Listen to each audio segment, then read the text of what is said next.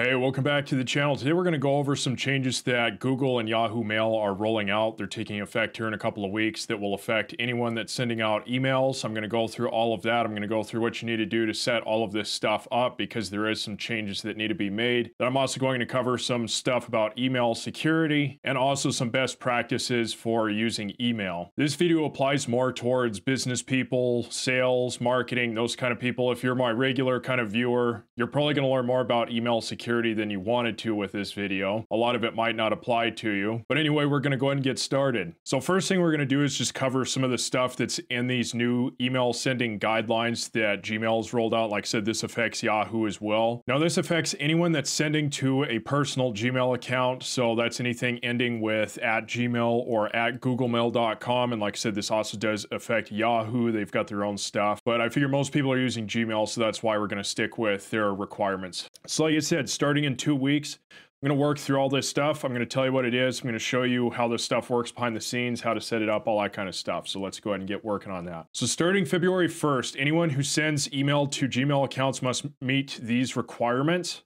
Now this goes for all senders because I have seen some articles and some videos talking about how this really only affects people who send 5,000 or more messages per day. This affects all senders. So it's really important that even if you're just sending out like 100 emails a day, let's say you're trying to start up some sort of business and you're doing some cold outreach, you have to make sure you get this stuff right, because if you destroy your domain's reputation, then all of your emails are going to go to spam, and that's going to present a lot of problems for you trying to close sales. So I'm just going to read through these requirements real quick, and then we're going to switch over the board. I've got a lot of stuff to cover, as you can tell here. So we're going to go through all of that here in just a second, just after I get done with reading through the requirements on this article. So first off, you need to set up the email authentication for your domain. I'm going to go through these abbreviations here shortly. You also need to have your point to return record set up as well. This one here, using a TLS connection to transmit email. I figure 99% of people are just sending from Google's workspace, so you don't need to worry about this because that's already configured. You need to keep your spam rates low in Postmaster tools. Now, if you click on this link, it will take you over to Postmaster. If you haven't sent enough emails, there won't be any data there for you to look at, but it needs to stay below 0.10% and avoid ever reaching a rate of 0.30% or higher, or you're going to start getting in a lot of trouble with your email. So to give you some perspective, this means if you send out 1,000 emails, only one at most should be getting put into a spam box by someone, and it should never get to 0.30 or higher. So for the people that do cold email outreach, you're going to have to start cleaning things up quite a bit with your emailing. This one here, you don't need to worry about. This is just standard internet formatting stuff. So it's just things like line height and syntax and things like that. But like I said, you don't need to worry about any of this stuff here. This one is pretty obvious. Don't impersonate Google from headers. I mean, this has always been a thing. If you impersonate someone else's email, you're going to get marked as spam. And there could be a lot of problems that come your way if you're doing that kind of stuff. And then if you regularly forward email, you need to set up your ARC headers. I will cover those as well. Now, if you take a look at the bulk message requirements down here, one thing that is in addition to SPF and DKIM is using a DMARC quarantine enforcement policy. I'm going to go through that as well. And then the other thing is, if you're sending out marketing messages or subscriber messages or anything like that, you need to move to a one-click unsubscribe. No more of this stuff where someone clicks on it, it takes me to a web page. Oh, these are required questions for you to want to opt out. Go ahead and answer these before we remove your email. No more of that kind of stuff, because if you're doing that, Google will blacklist your email or your domain, and your messages are going to start getting sent to spam. It needs to be one-click unsubscribe, period. Super simple. All right, so let's start going through the stuff in here because I got quite a bit of stuff to cover. So like I had already covered this stuff, changed starting in February. Like I said, it's going to affect mostly people that work in marketing, sales, people that do small and medium business. Anyone that's sending out any sort of frequency of emails is going to be affected by this. If your domain starts getting blocked by these different block list providers, so Spam House is one of many out there. If you start getting your domain added into that kind of stuff, this is going to do a lot of damage to your bottom line of your business, because I imagine a lot of people that are using email in their business are probably getting a significant portion of their revenue through their business. So it means the email practices have to be cleaned up quite a bit. And I also covered this. All senders affected applies to sending email to personal addresses like gmail.com. All right, so let's go through this, and I'm going to cover some best practices stuff. So the first thing that's talked about with the email authentication is SPF. It stands for Sender Policy Framework. I'll kind of give you an illustration of how this works here, but basically this prevents anyone from being able to spoof your address. This has been a huge problem with email for years now. These providers are really starting to crack down on this kind of stuff because what's happening is a lot of people are getting scammed. They're getting emails that look like they're from one domain. It looks legit, but it's actually from an entirely different domain. And a lot of times this stuff is happening because the owners of these domains and these email addresses are not setting their authentication methods up properly. So like I said, SPF makes sure that the mail server that is getting the email can verify that the mail came from the domain that was authorized. So that means that SPF records need to be added to the DNS records through the domain host. Let me give you an idea of what that looks like. Now, it's going to be different for every email or every domain hoster that's out there. So GoDaddy, Bluehost, any of those. It's going to look slightly different on your menu options to get to this point, but this is pretty standardized. It will look all the same. Whoever your domain provider is, you just need to look up how to set up this stuff. So like GoDaddy, how to set up SPF records. They'll have help pages that will take you through this, but it will look very similar to this kind of thing. So in this case, this is how you set up an SPF record. It's this simple. You do this through your DNS settings, through your domain provider as part of your mail. So like if you're using Google Workspace, for example, that means that once you have this in there, and it usually takes upwards of a couple hours is what I found. Within a couple of hours, it should be verified. And then SPF, DKIM, DMARC, all that stuff will be working properly. So here's what that looks like as far as to how it's able to prevent things like spoofing, and this works in hand with DKIM and DMARC. So this is your sender server. So you're going to send out an email. So it's coming from the email server. Here's the email. So then it goes through the SPF check. So the receiving server is taking a look for the SPF record. Then it does a DNS lookup for that SPF record to make sure that the IP, the sending IP, so the sending from the sending email server matches with the IP that is on the SPF record. And we're going to go through an email header here pretty soon. So I will show you what this stuff looks like in more detail. DomainKeys identified mail. This is DKIM. Now this allows the domain to check. It's a cryptographic authentication. It uses a public key that's published in the domain's DNS records. So let me show you what that's going to kind of look like. So imagine this. Again, it's the same field except for DKIM.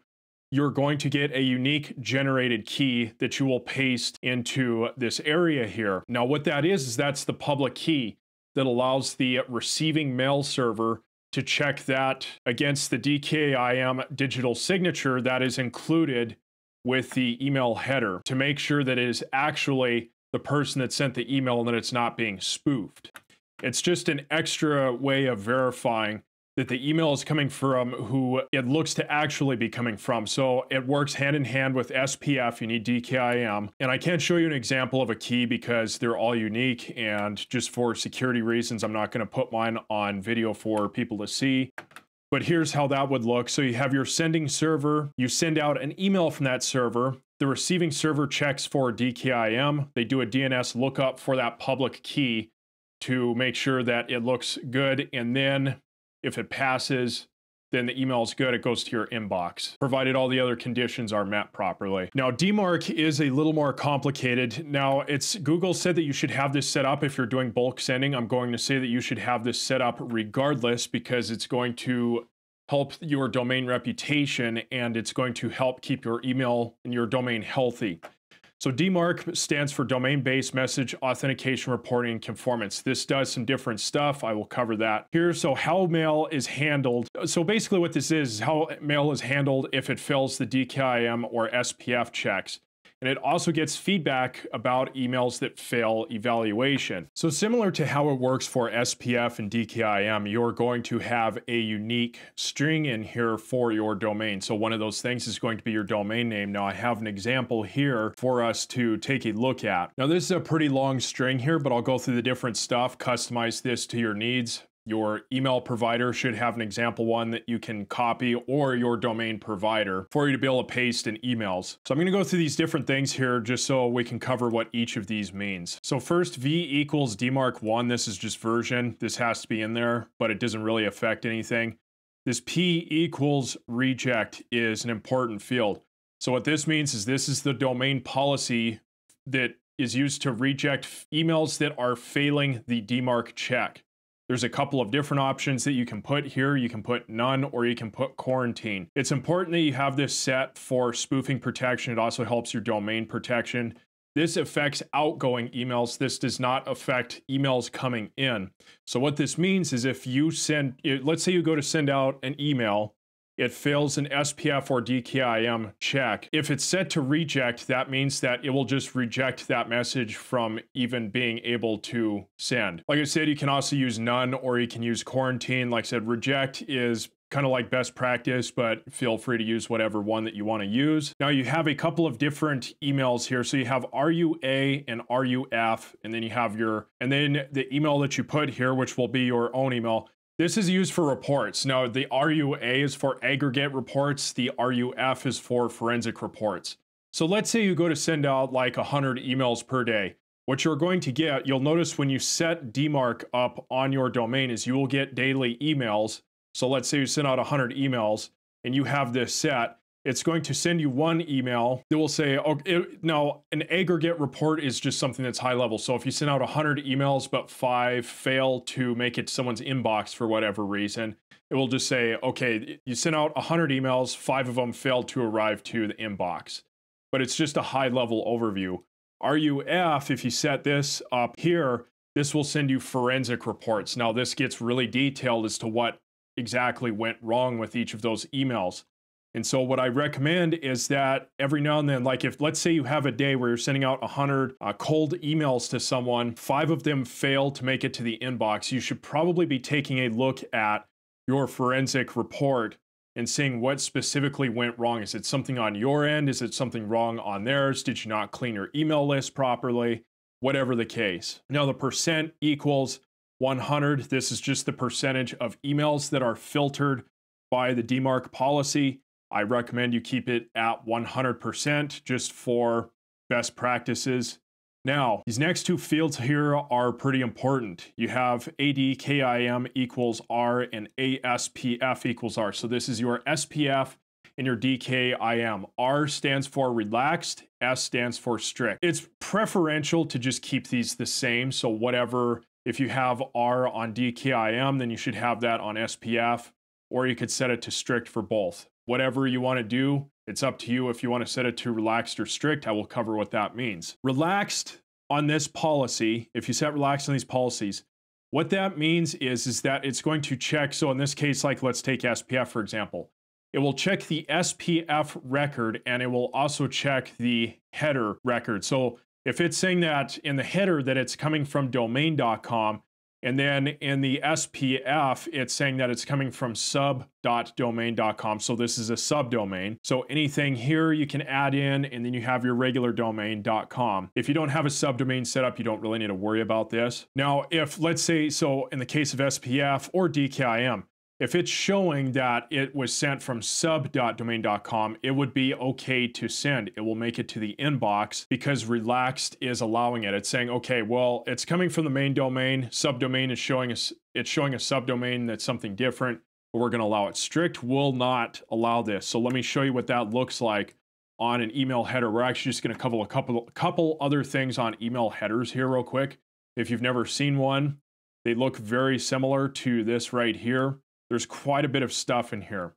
So you have your from, you have your to, and you won't see this. Like if you just go and open up a random email on Google, you won't see this, but you can actually pull these up if you dig further. Then you have things like subject, the time that the email was sent, all that kind of stuff. Now, what you have here, so like authentication results, this is an important area right here. So it says DKIM equals pass, SPF equals pass, and DMARC equals pass. That's all good. You want all of these to pass. And like I said, even though Google's not requiring DMARC on a non-bulk email sender, for your domain's reputation and to keep your, like I said, to help keep your email healthy, you should have this policy set regardless. And then you also have ARC, which I will cover that here shortly as well. Now, as far as, so like the SPF record that I talked about, so this is showing SPF right here is coming from ken1@example.com. Now, if we go to the from field up here, that shows as ken1@example.com. So if that policy was set to strict, this email would pass and would be able to send. Now, let's say these two are different. Let's say in SPF, this is a subdomain at example.com. So subdomain, sub.example.com. And then this up here is just example.com. If you set this policy to strict on DMARC, it will block that. So like I said, this provides better spoof protection. The issue is that if you go with a relaxed policy, there can be situations where someone could think that an email is coming from you, but it actually is not. So even though you have DMARC, DKIM, and SPF set up, someone could potentially still spoof it. Now, the thing with cybersecurity is nothing's ever 100% secure. Shit happens. But if you set it to strict, that's an extra peace of mind that you are the real sender rather than an attacker being able to take advantage of it.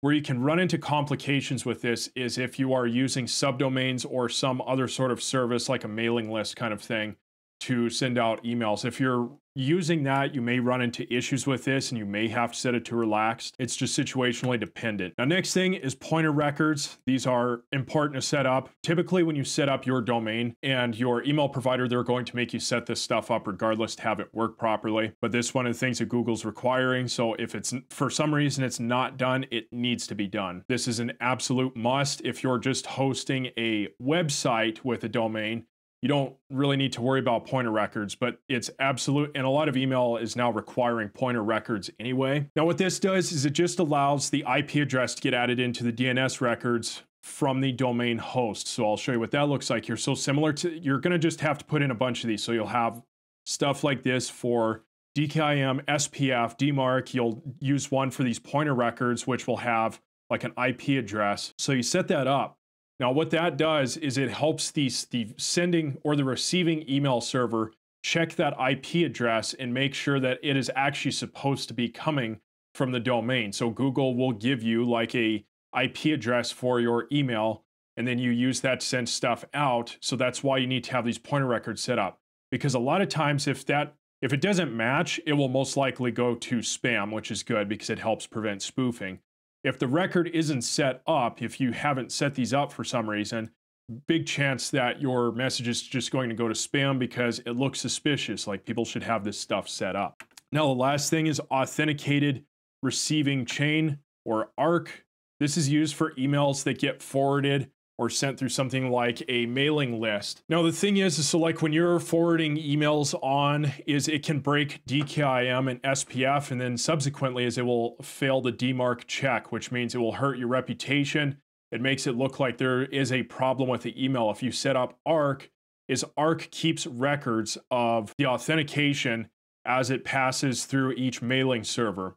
This is more so relevant for businesses that are using their own email servers. If you take a look through Google Workspace, technical documentation, this stuff is pretty much, as far as I can tell, covered under there. It's not something I really worry about though, because I'm not forwarding emails onto like other email addresses. But if you have your own mailing server set up, this is something that you may need to take a look at doing if you're going to forward emails. All right, so now that we've covered that, let's go ahead and cover the best practices for email, some stuff you need to do. One thing that you're gonna have to start doing, if you haven't already, you really need to start doing warm-ups on your email. There's a lot of warm-up services out there. I don't necessarily think one's better than the other. Just pick one and go with them. You do need to run it for a while, typically 3 to 4 months per email. So if you're using email to send out cold sales messages, for example, you really need to be warming up your email for 3 to 4 months. I know that seems like a long time. Some people will say, oh, 1 week is good. What can happen with that though is it looks really suspicious to Google. The algorithm's going to pick up on that. Hey, they're already sending out cold emails that are trying to get people to sign up for a product or service.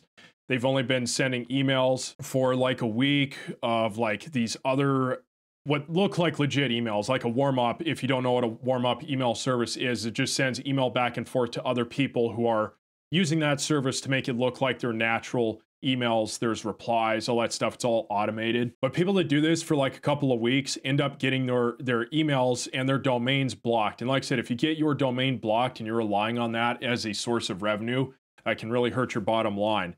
So with that, you need to set up a good sending rate. So it needs to be a slow ramp up. So what you want to work up to, typically it's like 30 to 40 emails per day is pretty good, but you don't want to start out with that. You want to start out with like 1 to 2 emails.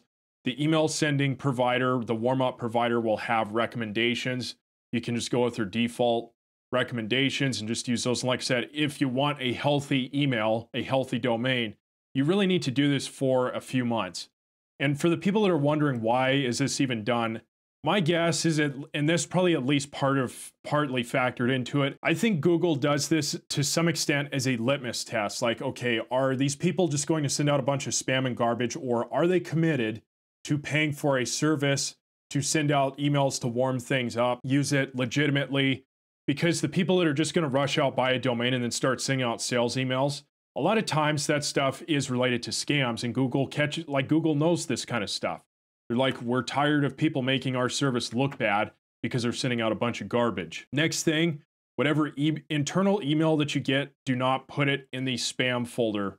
I don't know why people would do this. I suppose it's a possibility. So like if you are working in a small or medium business and a coworker sends you an email of some sort, don't put it in spam, because that actually really hurts your domain's reputation. You need to check laws. This is for people that are using email lists.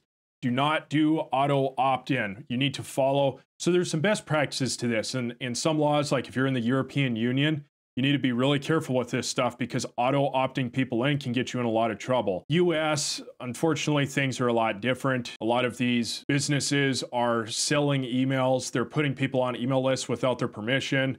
I'm dealing with a lot of this shit right now where people are sending me an email that I never signed up to, and they've got links in there. Hey, sign up for my service. It's like, fuck you, I'm not signing up. Like, don't send me a link and expect me to just sign up for it. You need to use best practices with this stuff. Best practices, you should always get the person's permission. They should explicitly opt in to receiving emails from you. The next thing is use caution with any affiliates. I know there's a lot of people with email lists that like to use affiliates because they get paid extra money for it if they click on the link. You need to really vet your affiliates. This is going to become really important. You want to not be just going out and doing business with any random person and getting affiliate links, because the thing is, if they start putting scams or spam kind of stuff on their websites or their emails, that is now going to affect you. And I'm sure it's probably affected people in the past, but Google is explicit about this now, where this is going to affect people for sure. So if you sign up with an affiliate, you do not do your due diligence with that affiliate, and that they are going to a website where there's scams going on, that will get your domain and your email in a lot of trouble. Next thing, you need to be careful with open rate tracking. There are some hazards with this. And what I mean by this, and this pissing a lot of people off, and I'm included in that, I get really pissed off when I see these emails that at first glance, they look legitimate. It looks like the person sent out a customized cold email to try to pitch me on a product or service. I don't care if people are doing that, but they need to do it the right way. And what I'll see is they try to be sneaky, and they'll have 1 or 2 paragraphs or 3 paragraphs or whatever in the email. And then I have it set to block. And so I get a notification, this email is trying to load remote content. Now, the thing is I know once I see that they have embedded an invisible tracking pixel in there. For those that aren't aware what a tracking pixel is, it's also called a 1x1 GIF, meaning that once it's allowed to load off of the server that it's being hosted on, then that counts as, okay, it opened up. That means this person read the email. You never see it, but it's there. Now, the thing is Google and Yahoo and all these other email providers, you can use these, but it will be to the detriment of your domain. You need to be really careful if you're going to do this, because these email providers are looking at that and they're like, why are they tracking open rates on emails. Like if you are just starting up to start sending out marketing or sales emails and you're doing open rate tracking, Google's algorithm looks at that and they're like, okay, so now they're going to send out a bunch of cold emails on our platform. They're going to piss off our users, and now they're embedding invisible tracking pixels. So I think you could see where this is going to end up leading you into a lot of problems. If you're going to do this, which I don't recommend doing, and if you're doing email properly, you don't even need to worry about open rate tracking. But if you're going to do this, at least have a healthy domain and really keep your lists clean, all that kind of stuff. Follow all the other best practices. Next thing is you need to make sure you are doing validation of your emails so you can use services like, I know one is called Never Bounce. There's a handful of others out there. So you need to keep your list clean. So if you're going on some sort of, if you're finding like a VA or someone to generate you a list of emails to use to send cold outreach to, make sure that you are running those through a cleaning service like Never Bounce, because they will check ahead of time to make sure that those emails are valid and that they don't bounce. Meaning what happens is if you send an email and it gets rejected, like the person's inbox is no longer valid, or it gets rejected for maybe they've got security policy set up to reject emails that are coming in from outside of certain domains, anything like that, emails that get rejected are a huge red flag to Google.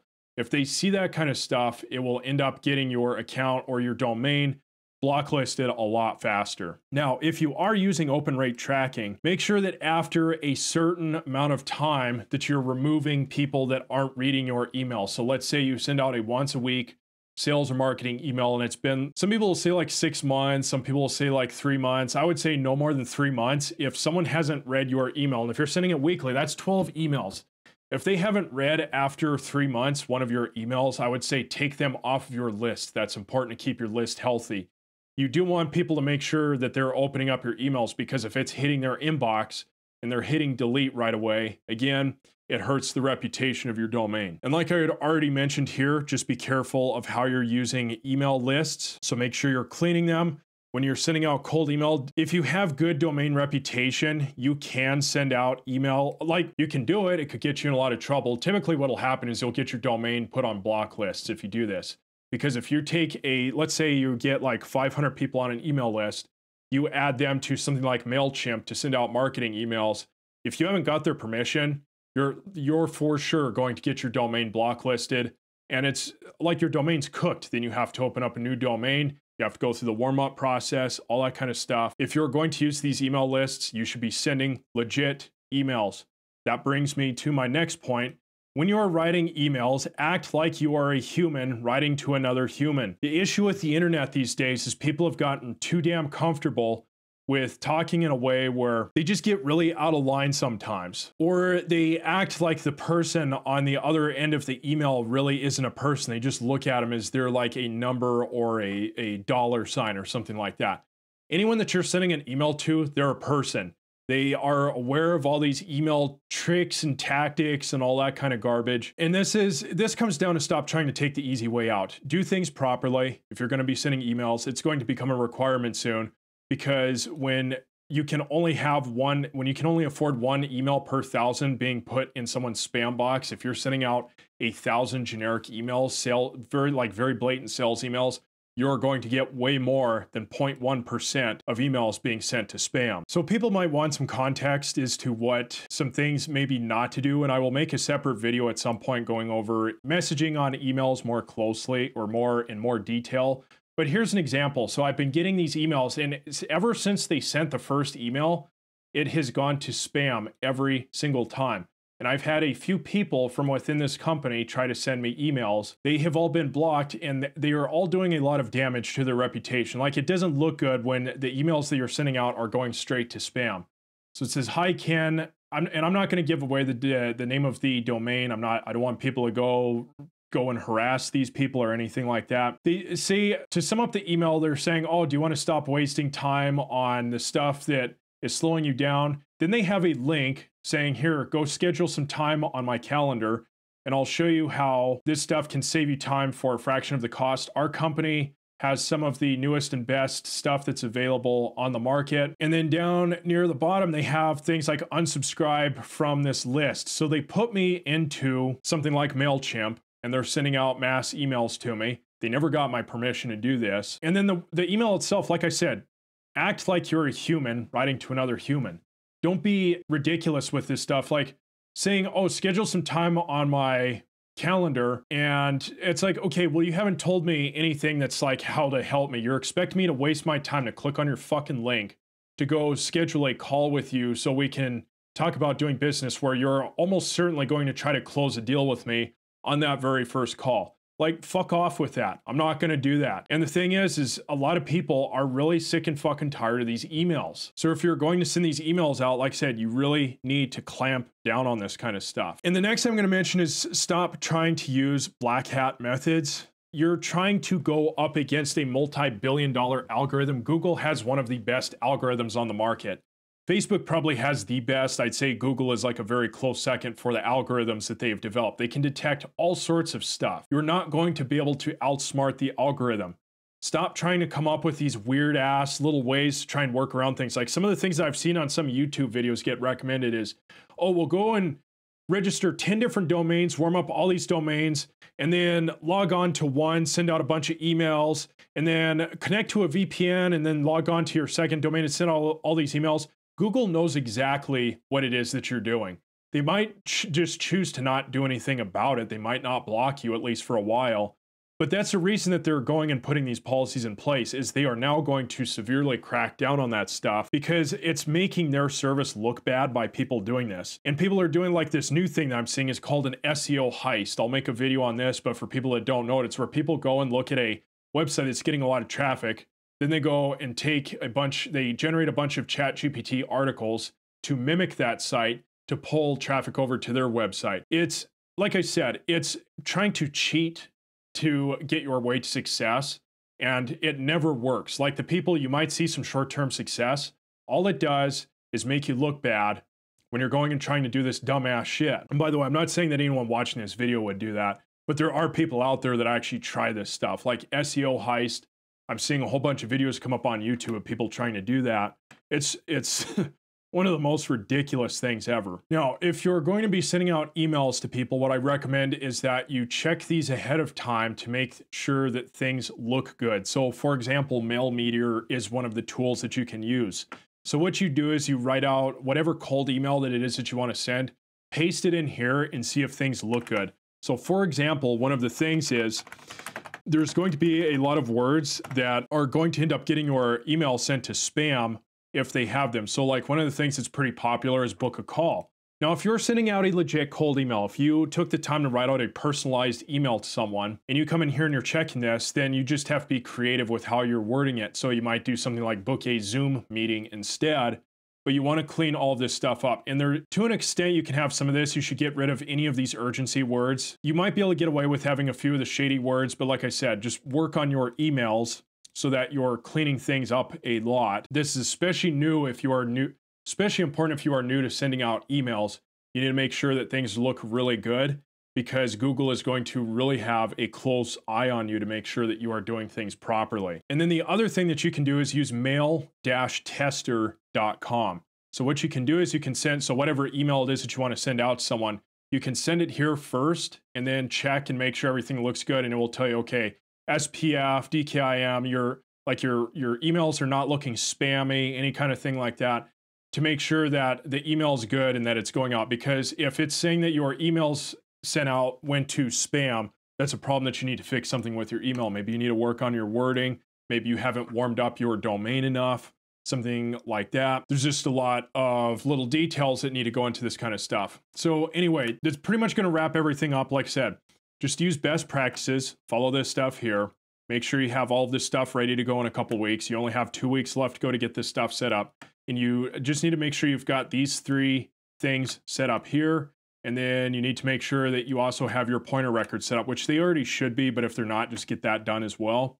And just start writing better emails. I mean, that's ultimately what it comes down to. And maybe for some of the like salespeople or something like that, you need to switch up your tactics. And like I said, if you're not going to write better emails, or if your domain's not good enough where you can send out extra emails, it takes time and reputation to build up to that. If you're having issues with that, then you'll need to find other methods like cold outreach on social, which that's getting cracked down on a lot these days as well. So there's obviously best practices to follow with that. Anyway, if you have any questions, make sure you drop them down below. Let me know. I will do my best to make sure that I get those answered for you. With all that being said, I will see you on the next one.